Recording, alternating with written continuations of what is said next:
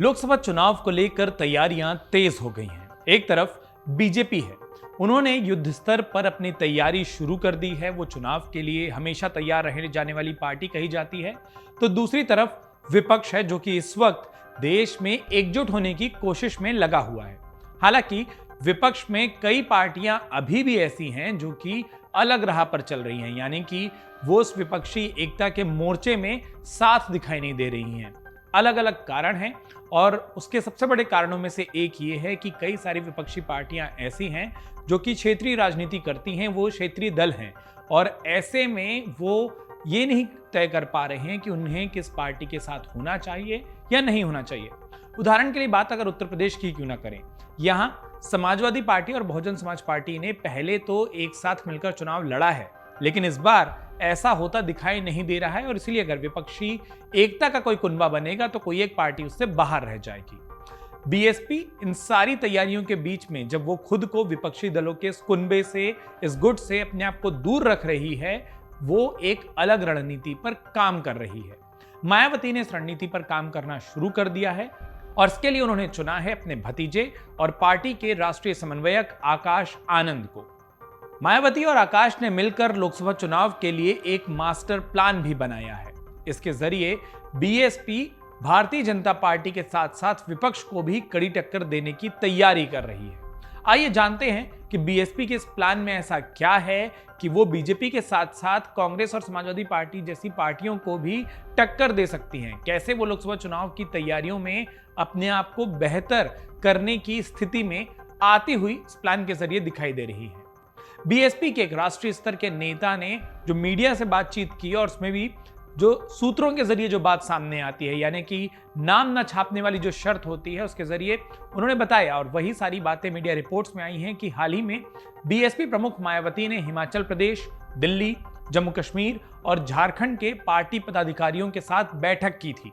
इस बैठक में उन्होंने लोकसभा चुनाव को लेकर रणनीति बनाने पर काम किया। बीएसपी प्रमुख ने पार्टी के पदाधिकारियों का हौसला बढ़ाया और जीत का मंत्र भी दिया।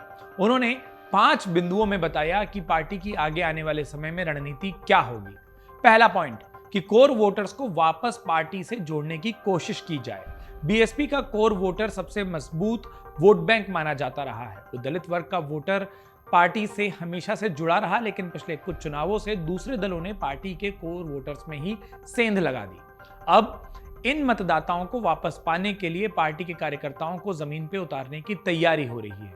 दूसरा मुद्दा, युवाओं को जोड़ने के लिए आकाश आनंद काम करेंगे।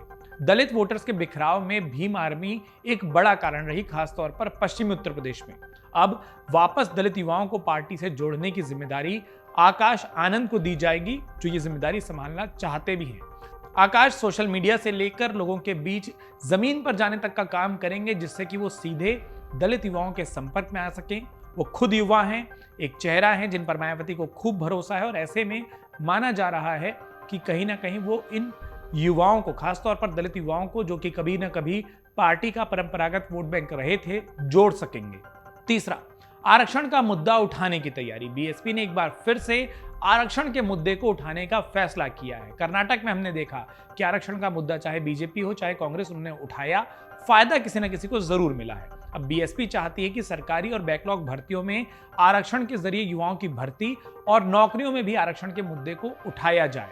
इसमें ओबीसी वर्ग को शामिल करने की भी कोशिश है ताकि उनके वोट बैंक में भी कहीं ना कहीं बीएसपी अपनी हिस्सेदारी पाने में कामयाब हो। उम्मीदवारों के चयन पर पार्टी खास तौर पर फोकस करेगी। यह चौथा पॉइंट है।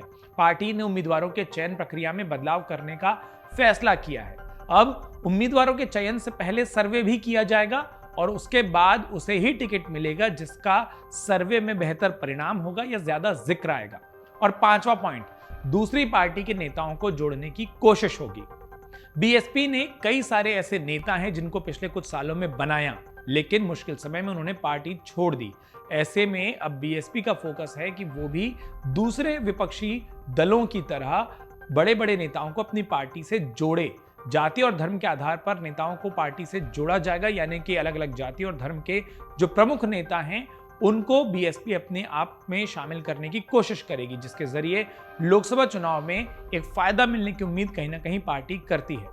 अब आपको बताते हैं कि पिछले कुछ चुनावों में बीएसपी का प्रदर्शन कैसा रहा। ये जानना इसलिए जरूरी है क्योंकि इस प्रदर्शन को कहीं ना कहीं खुद मायावती ध्यान में रख रही हैं और इसीलिए नई रणनीति पर वो काम कर रही हैं। साल 2012 के बाद से बीएसपी का प्रदर्शन यूपी समेत कई राज्यों में गिरता जा रहा है। अभी लोकसभा में बीएसपी के 9 सदस्य हैं और राज्यसभा में सिर्फ 1 सीट पार्टी के पास बची है। अलग अलग राज्यों के विधानसभा और विधान परिषद में भी बसपा के कुल मिलाकर 7 सदस्य हैं। 2022 में हुए उत्तर प्रदेश के विधानसभा चुनाव में बीएसपी को केवल 1 सीट मिली थी।